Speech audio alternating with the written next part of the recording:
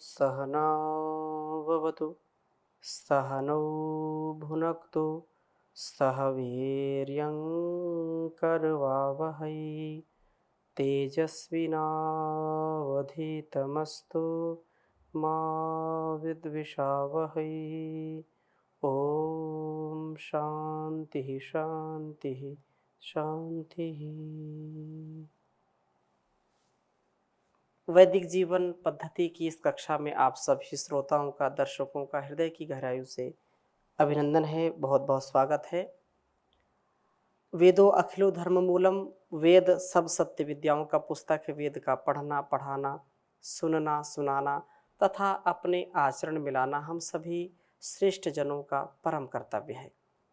वेद के उपदेश, संदेश और उपदेश के इन छोटे छोटे मंत्रों से लेकर के बड़े बड़े मंत्रों का जो अभिप्राय है, जो हमारे जीवन के लिए भी और इस जगत के कल्याण के लिए भी बहुत महनीय है। इसको हम यदि आत्मसात करेंगे तो निसंदेह जीवन और इस जगत का अतिशय कल्याण होगा। हम प्रभु की भक्ति करें और उसी के साथ जीवन को जी करके आनंद को प्राप्त करेंगे।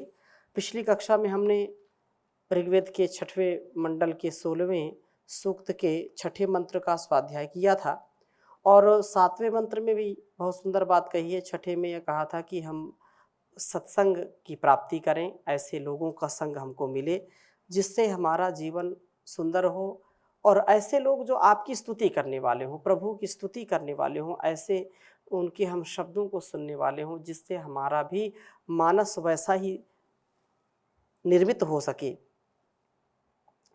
और 7वें मंत्र में बहुत सुंदर बात कही कि हम उस प्रभु के ध्यान से दिव्य गुणों की प्राप्ति हमको हो। और क्या कहा? ओम त्वमाग्ने स्वाध्यो मर्तासु देववीतये यज्ञेषु देवमीळते। कहा कि हे अग्नि, हे अग्नि प्रभो, आपका स्वाध्याय उत्तमता से ध्यान करने वाले मर्तासा मनुष्य दिव्य गुणों की प्राप्ति के लिए होते हैं। वस्तुतः जिनका निरंतर ध्यान करेंगे वैसे ही तो बनेंगे, जिनका अभिचिंतन, अभिध्यान जिनका हम करेंगे वैसे ही हम बन जाते हैं। इसलिए आपका ध्यान करने वाले बने हम। उत्तम ध्याता लोग प्रभु का ध्यान करते हुए दिव्य गुणों को प्राप्त करते हैं। तो बहुत छोटा मंत्र है लेकिन बहुत ही उत्तम मंत्र है। इसको आपके समक्ष लिखता हूं, मैं फिर चर्चा करूंगा। ओम त्वामग्ने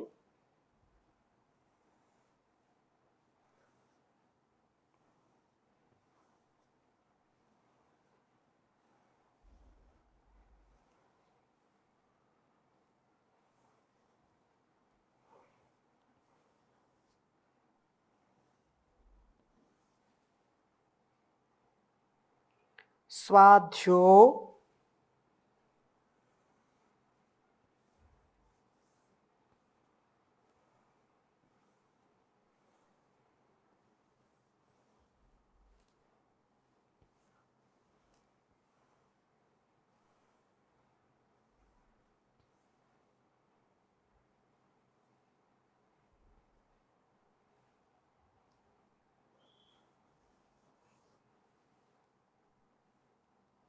मर्तासो।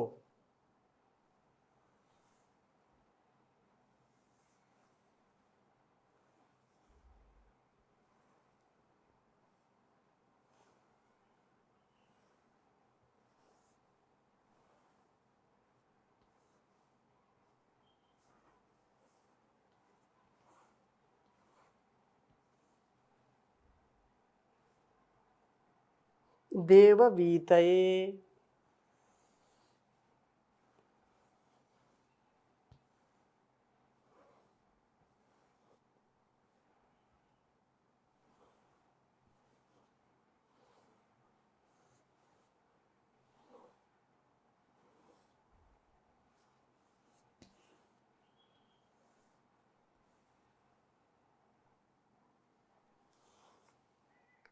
देववीतये यज्ञेषु देवमीळते।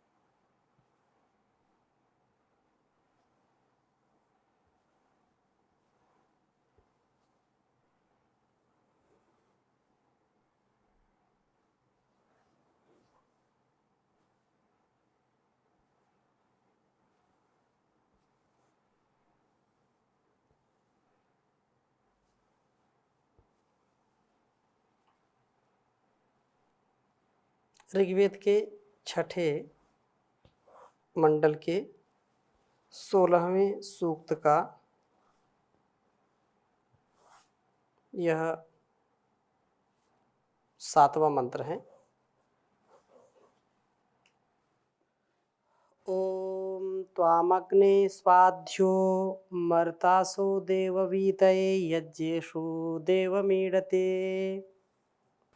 तो जो अग्नि है, अग्नि जो अग्रणी प्रभु है, वह हमको सुपथ से ले चले, हमको उत्तमता से हमारे जीवन को चलाने वाला हो। प्रार्थना की है कि हे अग्रणी प्रभु, आपका स्वाध्य उत्तमता से जो ध्यान करने वाले मर्तासा मनुष्य हैं, देववीते दिव्य गुणों की प्राप्ति के लिए होते हैं। वस्तुतः जिनका निरंतर ध्यान हम करते हैं वैसे ही बन जाते हैं। उस पर ब्रह्म परमेश्वर का ध्यान करते हुए हम निसंदेह देवत्व के गुणों से युक्त हो जाते हैं। विषयों का अभिध्यान करेंगे, वासनाओं से युक्त रहेंगे, आसक्ति से युक्त रहेंगे, और बार बार जब हम 1000 बार, दिन में हजारों बार हम गलत विचार मन में लाते हैं, वैसे संकल्प हमारे हो जाते हैं, तो हम वैसे ही स्वभाव से युक्त हो जाएंगे। हमारा स्वभाव श्रेष्ठ बने, उत्तम बने, उसके लिए हमको करना क्या है? उसके लिए हमको यही करना है कि हम अपने स्वभाव में दिव्यता भव्यता का आधान करने वाले हों। अर्थात दिव्यता भव्यता कब आएगी? जब दिव्य भव्य और सब ऐश्वर्य से युक्त, सब ऐश्वर्य से जो युक्त है और हम सबको ऐश्वर्य से युक्त करने वाला वो परम परमेश्वर, परम ऐश्वर्यशाली जो प्रभु है, उसका हम गुणगान करें। उसके अभिध्यान से, उसके चिंतन से हमारे अंदर की वासनाएं नष्ट हो जाएंगी। वासनाएं नष्ट होंगी, इच्छाएं जो अविवेक पूर्ण हैं, इच्छाएं समाप्त हो जाएंगी। उसकी उपासना से, वासना से हम दूर होंगे तो हमारा जीवन अत्यंत सुंदर हो जाता है, निर्मल हो जाता है। यही प्रार्थना यहाँ पर है कि जो उसका ध्यान करेगा, ध्यान से ही इस जीवन और जगत का समाधान निकलेगा। जो व्यवधान है, जो संसार के लिए और हमारे लिए व्यवधान उत्पन्न करने वाले विषय हैं, उन विषयों में भी यदि हम सुंदरता से जीवन जीने वाले बनेंगे तो कभी भी हम निराश हताश नहीं होंगे। कभी भी हमारा जीवन ऐसे दुर्गुणों से, दुर्व्यसनों से युक्त नहीं होगा जो हमारे लिए कल्याणकारी नहीं है। दुर्गुण दुर्व्यसन किसी के लिए कल्याणकारी हो ही नहीं सकते। तो ये प्रार्थना है कि हम ऐसी वृत्ति हमारी हो, ऐसा हम ध्यान प्रभु से अपने आप को जोड़ कर के रखें, यज्ञात्मक हमारी वृत्ति हो। उस उत्तम स्तोता जो होते हैं, जो उत्तम चरित्र वाले लोग होते हैं, उत्तम बुद्धि वाले होते हैं, यज्ञेषु, वे लोग यज्ञात्मक कर्मों के अंदर देवम, उस प्रकाशमय प्रभु का ईडते, उपासन करते हैं। वे लोग सदा कर्मों के साथ, अर्थात उस प्रभु के द्वारा जो कर्तव्य हमको बताए गए हैं, जो विधि निषेध हैं, जो ग्राह्य और त्याज्य है, जो हमारे लिए अनुकरणीय है, अनुसरणीय है, अथवा जो हमारे लिए निंदनीय है, जो स्तुत्य है, दोनों में अंतर करते हुए जो कल्याणकारी है, आत्म कल्याण से विश्व कल्याण के लिए जो उपदेश किया है, उसको आत्मसात करके जीवन को जीते हैं। यज्ञात्मक कर्मों में रहते हैं। यज्ञों में श्रेष्ठतम कर्म, अर्थात जिससे मेरा भी कल्याण हो और जिससे इस संसार का भी कल्याण हो। तो ऐसे मेरे और इस संसार के कल्याण के लिए जो उचित है, उस उचित कार्य को करने में जो सदा उद्यत रहते हैं, उत्साहित रहते हैं, गलत कार्यों में कभी भी उत्साह नहीं दिखाते और अच्छे कार्यों में कभी भी प्रमाद नहीं करते। ऐसे देवत्व से युक्त व्यक्ति उस प्रभु की स्तुति करते हैं, उसकी उपासना करते हैं और उन यज्ञों को वास्तव में वे प्रभु कृपा से पूर्ण कर लेते हैं, पूर्ण होता हुआ जानते हैं। परिणामतः उन्हें इन उत्तम कर्मों का अहंकार नहीं होता, गर्व नहीं होता है। नहीं तो छोटी छोटी बातों में व्यक्ति फंस जाते हैं।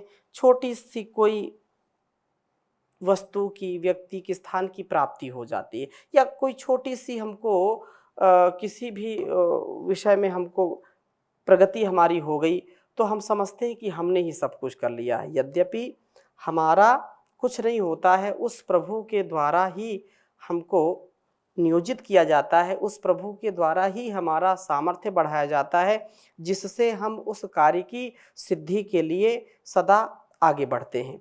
उत्तम ध्याता जो होते हैं वे लोग प्रभु का ध्यान करते हुए दिव्य गुणों को प्राप्त करते हैं। सब यज्ञों में उस देव का पूजन करते हैं और उस देव का पूजन करते हुए उन यज्ञों को उस देव की शक्ति से होता हुआ जानते हैं, अर्थात उसकी शक्ति से, उसकी भक्ति से युक्त होकर के उन्नति की ओर सदा अग्रसर होते हैं। ऐसा निसंदेह है हमको समझना चाहिए और ऐसा ही जीवन में उतारना चाहिए, क्योंकि जैसा हम मन में चिंतन करेंगे, मन में जैसा बार बार ध्यान करेंगे, वैसे ही हम विधान से युक्त हो जाते हैं। यदि विषयों का ध्यान करेंगे तो विषयी हो जाएंगे, परमात्मा का ध्यान करेंगे तो परमात्मा की भक्ति से युक्त हो जाएंगे।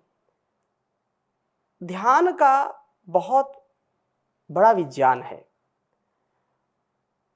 ध्यान से व्यक्ति पागल हो सकता है, अर्थात विषयों का जब ध्यान करेगा, अभिध्यान। गीता में बहुत सुंदर बात कही है, ध्यायतो विषयान पुंसः संगस्तेषुपजायते संजायते कामः कामात् क्रोधोऽभिजायते क्रोधात् भवति सम्मोहः सम्मोहात् स्मृतिविभ्रमः स्मृतिभ्रंशात् बुद्धिनाशो बुद्धिनाशात् प्रणश्यति।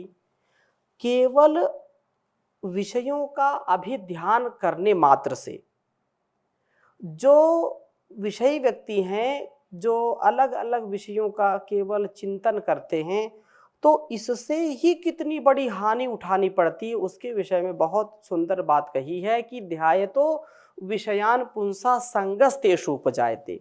विषयों का ध्यान करने वाला व्यक्ति के अंदर जो विषयों के प्रति आसक्ति हो जाती है, जो विषयासक्त व्यक्ति है, तो उससे वो युक्त हो जाता है। विषयान ध्यायतो विषयान पुंसा संगस्तेषु उपजायते, उनकी जो संग की स्थिति है या उसको प्राप्ति की जो स्थिति है वो प्रबल हो जाती है। संगस्तेषु उपजायते संगात संजायते कामः, और जब उसकी प्रबलता होती है तो काम की प्राप्ति होती है। काम से व्यक्ति जो इच्छा उसकी हो जाती है।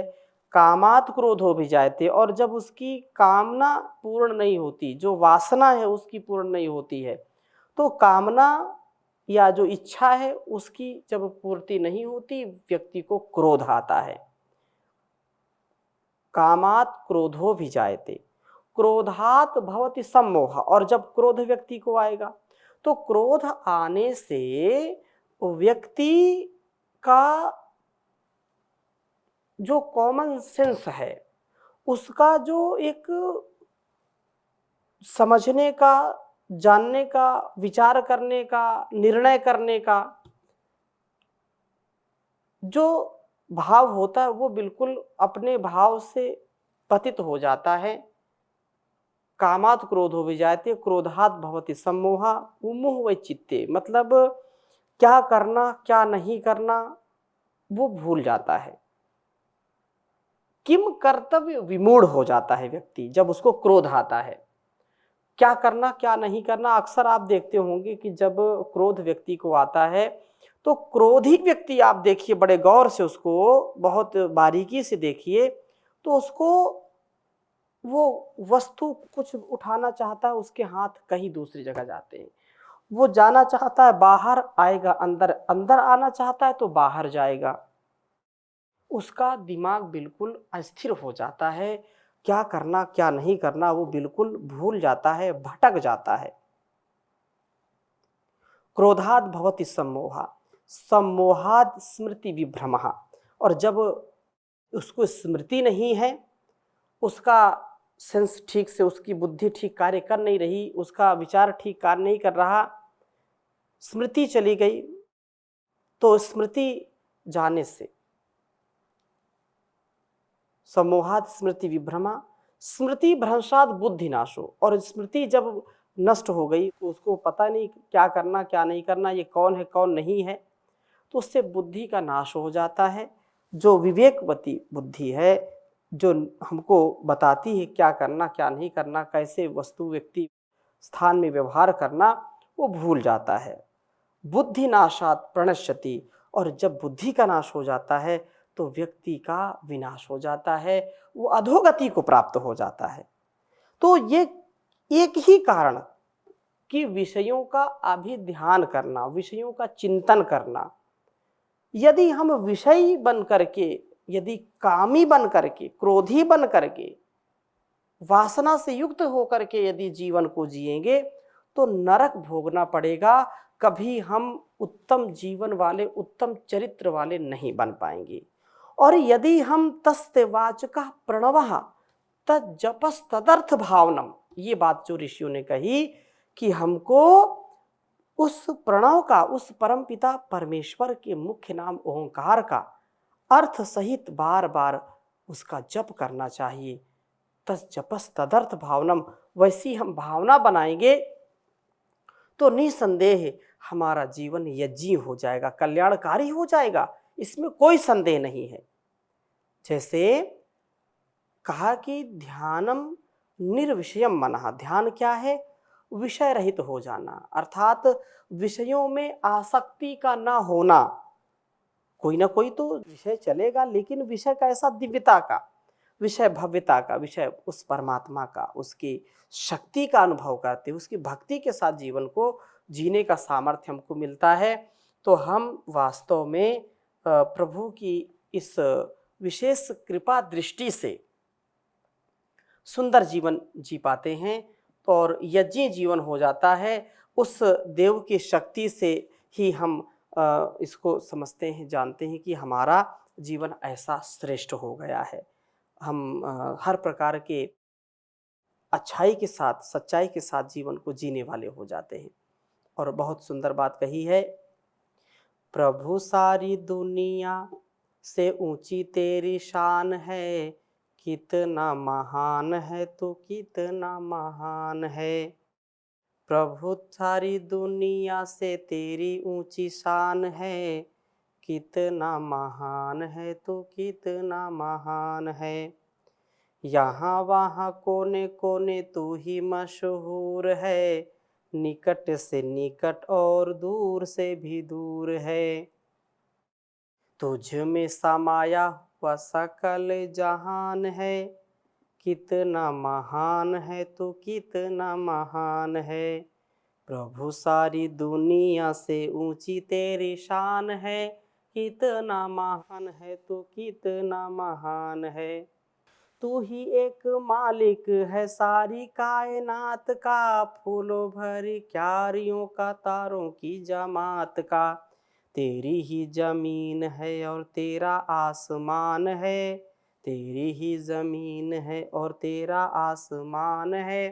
कितना महान है तू, कितना महान है।